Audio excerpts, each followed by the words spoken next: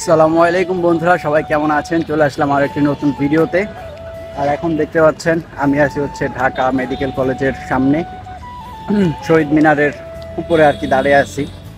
তো আপনারা সবাই জানেন যে আমি বাইক ছাড়া মূলত কোথাও যাই না। বাইক ছাড়া আমার কোনো মোটো ব্লগ বা আদার্স ভিডিও আপনারা এখন পর্যন্ত দেখেন নাই।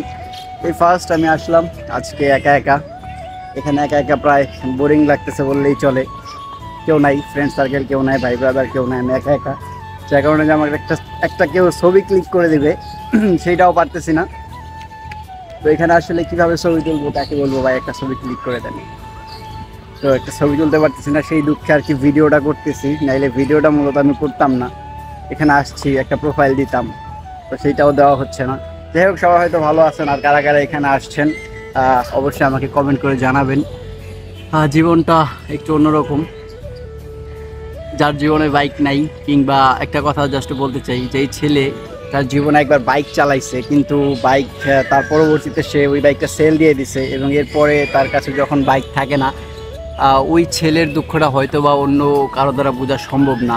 কিংবা যে যে সিচুয়েশনগুলো ফেস করছেন শুধুমাত্র সেই বুঝতে পারবেন যে আসলে বাইক না থাকার কি কষ্টটা। যাক, এটা নিয়ে কথা বলে আর মন খারাপ করতে চাই না। যারা যারা আমার বাইকার ভাই ব্রাদার আছেন, আমার সাবস্ক্রাইবার আছেন, সবার জন্য আমার দোয়া রইল। আর সবাই একটু তাড়াতাড়ি দোয়া করে দেন আমি যাতে খুব শীঘ্রই আরও একটি মনের মতো একটা বাইক কিনতে পারি। বিকজ বাইক ছাড়া ঘোরাঘুরি করা হয় না আগের মতো তেমন একটা।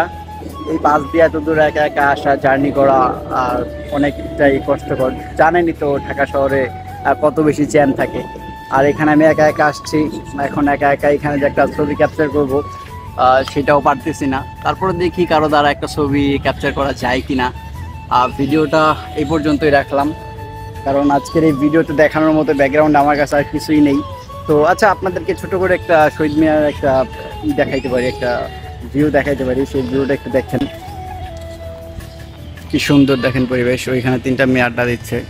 আসলে এখানে সব শাহবাগী মানুষ, তো কেমন অস্থির লাগতেছে না? অনেক সুন্দর। আসলে ফুটেজগুলো কেমন হতেছে জানি না, সূর্যটা এমন একটা পজিশনে আছে যার কারণে ফুটেজটা ভালো হয়তো আসতেছে না। দেখেন, খুবই নিরিবিলি একটা পরিবেশ, খুবই সুন্দর, অনেক ভালো লাগতেছে। অনেকেই আসতেছে টুকটাক করে, যে একটা ফ্যামিলি ছবি তুলতেছে এখানে। খুবই সুন্দর পরিবেশ, খুবই ভালো লাগার মতো একটা জায়গা। বিশেষ করে বিকেলবেলা করে এই জায়গাগুলোতে যারা কোচিং করতে আসে, প্রাইভেট করতে আসে, আড্ডা দেয়, তাদের অনেক হয়তো বা ভালো লাগে। অনেক ভালো লাগার মুহূর্তগুলো এখানে স্মৃতি হয়ে আছে। অনেক সুন্দর সুন্দর দেখতেছি গাছ আছে, গাছগুলোর মধ্যে ছেলে মেয়ে একসাথে বসে আছে, আড্ডা দিচ্ছে, ভালো লাগতেছে। আচ্ছা, যাই হোক, ভিডিওটা এই পর্যন্তই ছিল। সবাই অবশ্যই একটা করে সাবস্ক্রাইব করে দিয়ে যাবেন। আর যারা যারা আমার ফেসবুকের সাথে অ্যাড নাই, অবশ্যই ফেসবুকের সাথে অ্যাড হয়ে নেবেন। ফেসবুকের লিঙ্কটা আমি আমার কমেন্ট বক্সে দিয়ে রাখবো। টাটা।